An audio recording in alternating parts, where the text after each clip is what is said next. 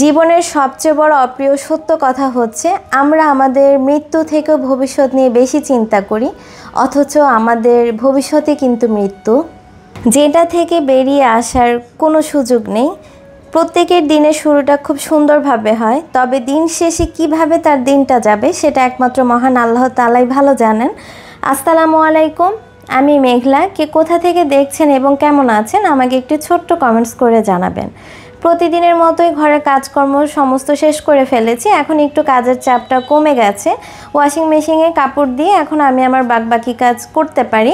আমার বেশ কিছু আপু আমার এই মেশিন সম্পর্কে জিজ্ঞাসা করেছিলেন এটার প্রাইস কত। এটার প্রাইস পড়েছে 65,000 টাকা। আমি 8 কেজিটা নিয়েছি, যেহেতু ছোট ফ্যামিলি আর আসলে আমরা মানুষ 3 জন, তেমন কাপড় হয় না।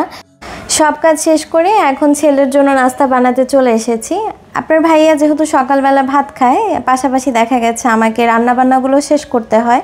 তো এদিকে আমি নাস্তাটা একটু হালকা পাতলাভাবে শেষ করার চেষ্টা করি। আজকে স্যান্ডউইচ তৈরি করছি।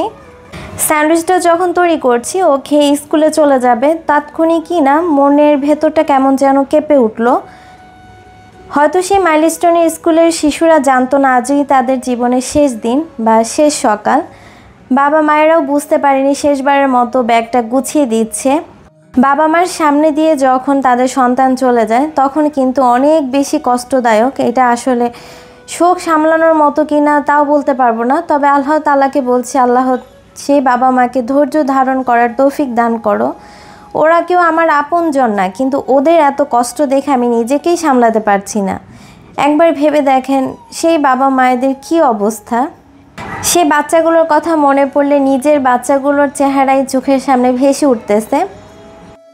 তবে আজকে এখানটা আমিও থাকতে পারতাম, এটা আমি কিভাবে তখন সামলে উঠতাম। এই চিন্তা করে না কোনো কিছুই কেন যেন কতদিন ধরে ভালো লাগছে না। কেন যেন মনে হচ্ছে জুলাই মাসটা ছাত্রছাত্রীদের জন্য একটা অভিশপ্ত মাস। গত বছর এমন জুলাই মাসে কিন্তু অনেক মায়ের বুক খালি হয়েছে, এবছরও তাই। সবশেষে বলবো আল্লাহ উত্তম পরিকল্পনাকারী, তিনি যা করেন ভালোর জন্যই করেন, আলহামদুলিল্লাহ। এর মাঝে কিন্তু আমি নাস্তা বানানোর পাশে রান্নাটাও শেষ করেছি। আপনাদের ভাইয়ার লাঞ্চ বক্সে লাঞ্চ রেডি করেছি। মাঝে আমার দিন শেষে অনেকটা সময় ব্যয় করেছি এবং এখন সন্ধ্যার দিকে আপনাদের ভাইয়া অফিস থেকে ফেরার পর আমরা একটু বেরিয়েছি। একটা বাগান বিলাস গাছ নেওয়ার জন্য এসেছি। আমার বাগান বিলাসটা একটু গোলাপি রঙের যে ফুলটা সে কালারের, এটা একটু গাঢ়টা, তো গাঢ়টাই নেওয়ার চেষ্টা করছি। যদিও বা আমার ব্যালকনিতে কোনো ফুল গাছ টেকে না, তবু ইচ্ছে করে আসলে আবারও নিচ্ছি, যদি এবার ভাগ্যক্রমে টিকে যায়। তো এর সাথে আমি আরও কিছু গাছ কিনেছি। মনের মতো যদি একটা বাগান থাকতো সেটাকে সুন্দর করে সাজিয়ে নিতাম, সেটা তো আর আসলে চাইলেও সম্ভব নয়।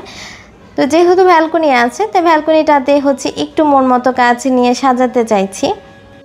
জানি না আমার আজকের এই ব্লগটি আপনাদের কাছে কেমন লেগেছে। যদি ভালো লেগে থাকে তাহলে আমার চ্যানেলের পাশেই থাকবেন। আর আজকের মতো বিদায় নিয়ে নিচ্ছি। আল্লাহ হাফেজ, আসসালামু আলাইকুম।